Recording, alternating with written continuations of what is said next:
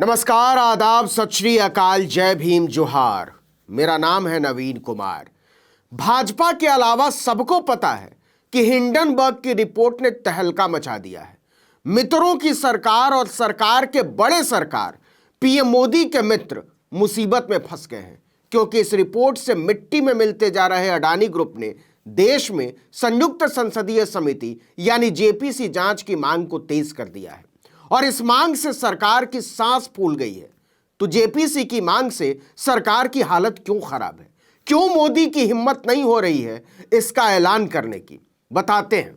क्योंकि जेपीसी की जांच इस देश में 3 बार सरकारों को पलट चुकी है, इसलिए लिख कर ले लीजिए, मोदी जेपीसी हरगिज नहीं बैठाएंगे। उन्हें पता है कि यह गले की हड्डी बन जाएगा। देखिए कि आजाद भारत में सिर्फ 6 बार किसी घोटाले की जांच के लिए जेपीसी बनाई गई है और इनकी रिपोर्टों ने ऐसे ऐसे खुलासे किए हैं कि 3 बार सिंहासन हवा में उड़ गया और तीनों बार कांग्रेस की सरकारें। वो जेपीसी रिपोर्ट ही थी कि राजीव गांधी जैसी दुनिया की सबसे बड़ी बहुमत की सरकार भी चुनाव हार गई। इसके बाद जेपीसी की रिपोर्ट ने नरसिम्हा राव की सरकार का बलिदान लिया।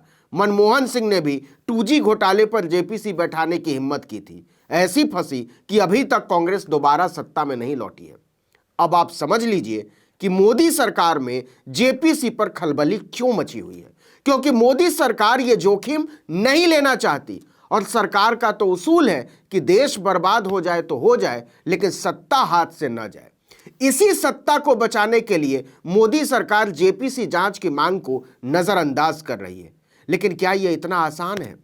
क्योंकि एक तरफ सरकार अडानी पर आई आफत से पल्ला झाड़ रही है, मामले पर मिट्टी डालने की कोशिश कर रही है, और दूसरी तरफ विपक्ष अड़ता जा रहा है। सरकार ने इसे प्याली में तूफान कहा है, लेकिन विपक्ष कह रहा है कि इतना आत्मविश्वास है तो जांच से भाग क्यों रहे हैं। और जांच से भागती हुई सरकार से विपक्ष के उन आरोपों को हवा मिल गई है जिसमें उसका कहना है कि मोदी सरकार सिर्फ मित्रों की सरकार है और उन्हीं की जेबें भरने के लिए काम करती है। हिंडनबर्ग की रिपोर्ट ने सरकार और अडानी के छक्के छुड़ा दिए हैं, लेकिन सवाल है कि जेपीसी से भागती सरकार अडानी को बचाने की कोशिश कर रही है या फिर खुद को बचा रही है। जरा सरकार की घबराहट देखिए। वित्त मंत्रालय के सीनियर मोस्ट अफसर ने तो यहां तक कह दिया कि शेयर बाजार की उठापटक सरकार की चिंता का विषय नहीं है, लेकिन विपक्ष ने भी सरकार को घेरने की पूरी प्लानिंग कर डाली है। कांग्रेस, आम आदमी पार्टी, तृणमूल समेत 13 विपक्षी दल इसे घोटाला बताकर जेपीसी से जांच कराने की मांग कर रहे हैं, लेकिन सरकार इस मांग को जैसे सुनना ही नहीं चाहती और सरकार के इसी रवैये ने उस पर सवाल खड़े कर दिए हैं कि आखिर सरकार जेपीसी जांच से भाग क्यों रही है। अगर सरकार का अडानी से कोई लेना देना नहीं है तो सरकार को इससे क्या डर है? सरकार निष्पक्ष होकर जांच होने दे।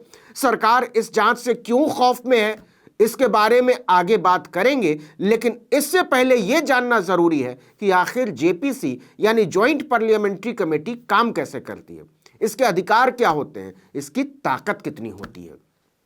जैसा कि नाम से ही साफ है, ज्वाइंट पार्लियामेंट्री कमेटी यानी सांसदों की मिली जुली कमेटी जरूरत पड़ने पर संसद सभी दलों की सहमति से कुछ कामों के लिए अस्थायी समिति बनाती है। देश में होने वाली किसी भी बड़ी घटना या घोटाले की जांच के लिए भी सांसदों की मिलीजुली कमेटी यानी जेपीसी बनाई जाती है।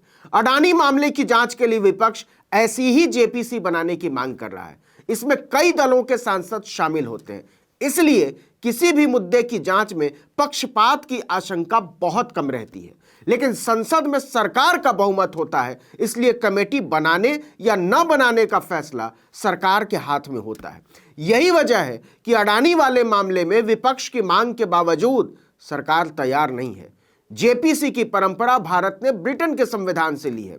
अगर ज्वाइंट पार्लियामेंट्री कमेटी यानी जेपीसी के अधिकारों की बात की जाए तो यह कमेटी संबंधित आदमी, संस्था या दूसरे स्टेक होल्डर्स को बुलाकर पूछताछ करने का अधिकार रखती है। किसी भी माध्यम से सबूत जुटा सकती है। अगर कोई आदमी या संस्था कमेटी के सामने पेश नहीं होती है तो उसे संसद की अवमानना करार दिया जाता है। अगर कोई विवाद होता है तो अध्यक्ष का फैसला इस मामले में अंतिम माना जाता है। जेपीसी किसी भी मामले की जांच के बाद सरकार को अपनी रिपोर्ट देती है। फिर भारत सरकार कमेटी की रिपोर्ट पर विचार करके तय करती है कि उस विषय पर क्या करना है।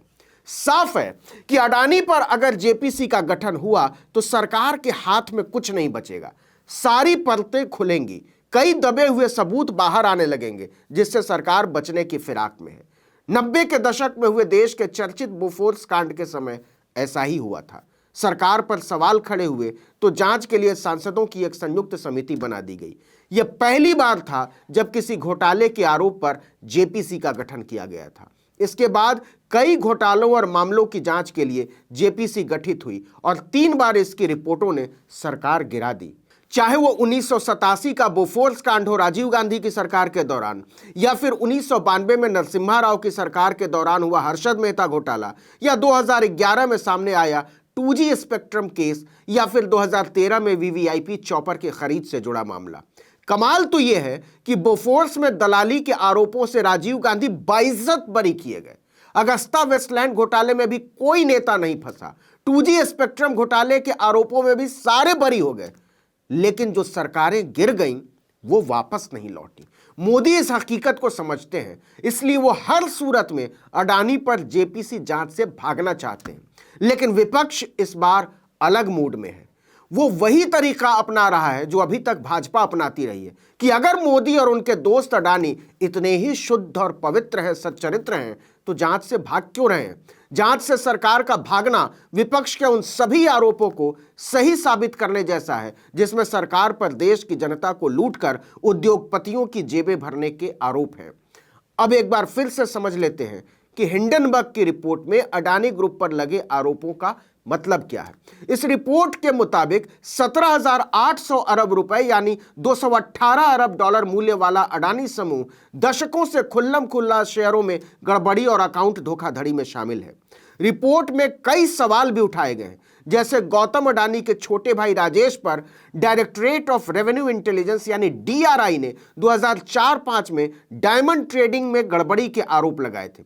उन्हें 2 बार टैक्स चोरी, फर्जी दस्तावेज जमा कराने और अवैध कोयला आयात के आरोपों में गिरफ्तार किया जा चुका है। फिर उन्हें अडानी ग्रुप का मैनेजिंग डायरेक्टर क्यों बनाया गया। अब अडानी ग्रुप इस रिपोर्ट को झूठा बता रहा है, ये तो अडानी की बात है, लेकिन अगर इस पूरे मामले से सरकार का कोई लेना देना नहीं है तो सरकार जेपीसी की जांच से भाग क्यों रही है, राजी क्यों नहीं हो रही है और जांच में पेच क्यों फंसा रही है। सोचने की बात है। इस वीडियो में इतना ही, लेकिन अगर आपने आर्टिकल 19 इंडिया को अब तक सब्सक्राइब नहीं किया है तो फौरन कर दीजिए। बेल आइकॉन दबाइए, घंटी जैसी आकृति लाइक कीजिए और कमेंट करके बताइए हमारा वीडियो आपको कैसा लगा। यूट्यूब पर देख रहे हैं तो हमारे चैनल को सब्सक्राइब कर दीजिए। फेसबुक पर देख रहे हैं तो हमारे पेज को लाइक कीजिए। इंस्टाग्राम पर हमें फॉलो कीजिए और हमारा ट्विटर हैंडल है article19_India और मेरा ट्विटर हैंडल है नवीन जर्नलिस्ट। आप मुझे भी फॉलो कर सकते हैं। नमस्कार।